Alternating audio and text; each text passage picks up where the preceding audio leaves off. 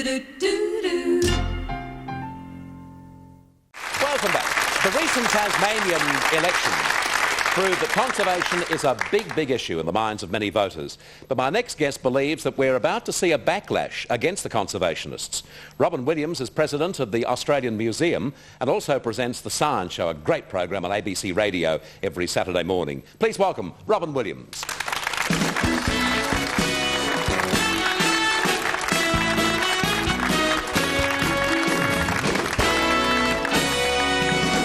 You're in the company of a big fan.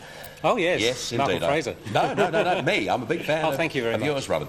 Why the backlash? It's quite surprising. It's not simply the way that people are worried, which is quite clear that people are desperately worried about what's being warned about, the greenhouse effect and so on. However, you've got captains of industry like Hugh Morgan, the chief executive of Western Mining, said quite recently that he likens the greenies to a kind of communist plot to destroy the Australian way of life. And he put it as harshly as that. He said, just like you had the socialists just after the war, supposedly trying to bring down the way that enterprise, the creation of wealth, was going so very well. So you've got the greenies trying to take over, trying to centralise the control of virtually everything. And after Wesley Vale, you know, in Tasmania, people became desperately worried. This kind of thing was echoed by Avi Parvo, the new head of BHP. So you've got captains of industry who are scared stiff of losing an awful lot of money. But then you've also got the workers. You've got people who are working in forestry, in the mines, who can see their jobs being closed down. But Robert, what happens though? I mean, if we lose our world, it's not going to matter to workers or to but if those you corporate say, people, is it? Sure, but if you say that the evidence isn't quite in, that people are panicking, that there's been too much exaggeration of some of the evidence, then you can say, let's not do anything yet. Let's just wait, say, 10 years to wait till the scientists have got all the conclusions in. And as far as I'm concerned, 10 years is too late. Either we do something now or we're in deep, deep trouble. OK, what do we do? Well, there was a fantastic programme on Channel 7 last night, Beyond 2000. You talked to Carmel Travers on Monday. I thought that summed it up beautifully. It's a wonderful show, wasn't it? Fantastic. Do you know 15,000 viewers phoned in? They had to leave the phones about 1:30 in the morning and just switch over to computer. Such a fantastic reaction. You summed up the evidence and then you gave some of the answers. One of the things that they mentioned, which I think is quite graphic, it would take $150 billion to solve the problems with greenhouse and pollution. Now that sounds a great deal of money and is a great deal of money, but it's only 1/6 of what the world pays each year for the military, for arms. In other words, it is possible to do something, but there's no question our world is going to change. The sort of things that we do automatically, like driving our cars, like going to the shop and buying plastic and paper and all the rest of it, has got to change in the next 10 years. OK, talk about the alternative lifestyle you reckon we'll finish up in.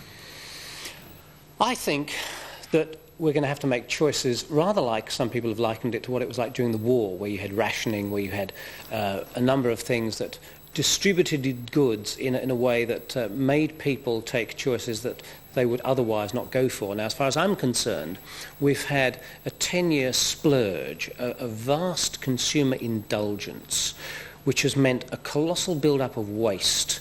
It's been a crap culture, I'm afraid. And people are worried about that they've just been indulging in this way for so long. Now, it won't take anything away from the enjoyment of life. It's not suggesting for a minute that we're all going to have to do without our motor cars, although I would like to see cars banned from, say, the centre of Melbourne and Sydney and some of the big cities we have around the world.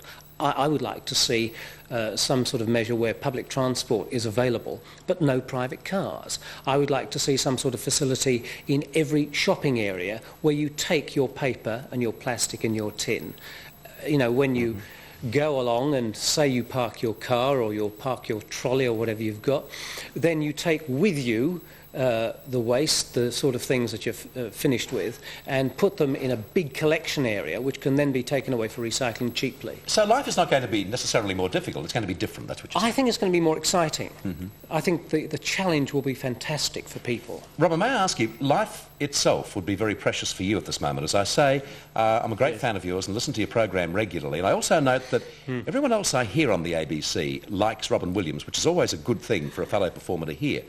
But your life almost left you not all that long ago, didn't it? Well, exactly this time last year, funny you should mention, I was lying in hospital covered in wires, having died 3 times. It was very strange. What happened? Well, I was at the Australian Museum. You mentioned I belong to the museum, and I'd been chairing a meeting of the board, and suddenly I fell over. And I woke up in a hospital with wires attached, and apparently the printout had gone flat. And they gave me a couple of pills. I swallowed them, and I died again. And my colleague Norman Swan jumped on my chest and revived me, and they gave me a couple more pills an hour and a half later. And exactly the same thing happened again, and they couldn't wake me up by pounding on my chest, so they had to give me adrenaline. And I came to for the 3rd time, and there are various jokes about that, but I won't try on you. But the explanation was not a heart attack, but in fact a kind of electrical storm where my heart simply stopped. And the explanations aren't clear as to why it happened, but they put a wonderful Australian invention. The great thing about what we've been talking about, Australian science, remedies for the greenhouse and all that sort of thing. What did they use? They used a pacemaker. 40% of the world market is of Australian pacemakers. And so if during this program I should suddenly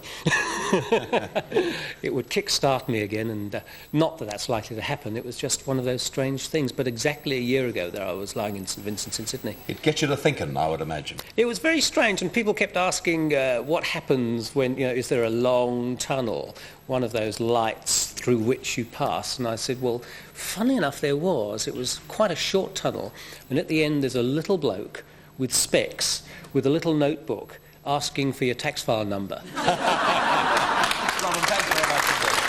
Lovely seeing you. Cheers. Robyn Williams. And back with you after this break.